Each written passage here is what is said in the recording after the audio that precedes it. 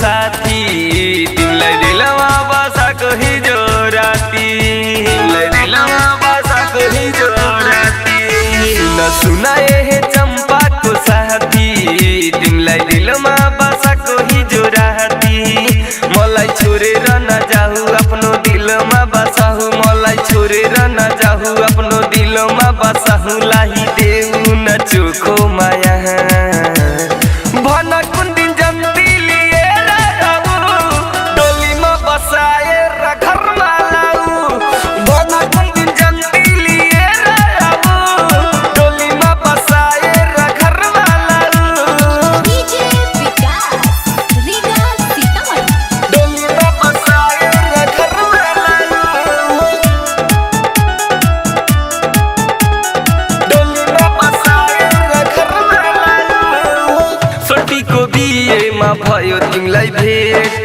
तस्बिर तिम्रो मुटुमा भयो सेट छोडेर यसरी पर नजाऊ मायाको तालमा डुबकी लगाऊ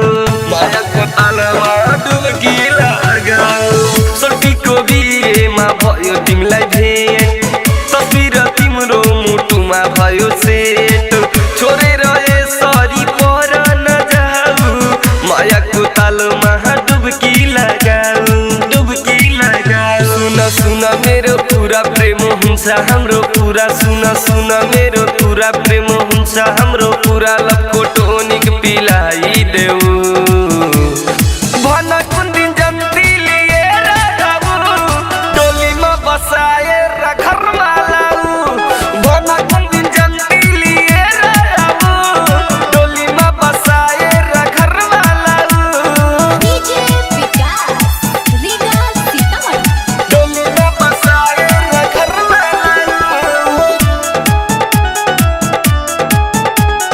डोलीमा बसाएर घरमा लाऊ राइटर धीरेन्द्र भयो तिमी माथि फिदा प्रेम पुरा हुन्छ किस एउटा लिदा चन्दन दिवाना दिपेश बौलाल तिमीलाई पाएर भयो खुसहाल तिमीलाई पाएर भयो खुसहाल राइटर शिवनन्दन भयो तिमी माथि फिदा प्रेम पुरा हुन्छ किस एउटा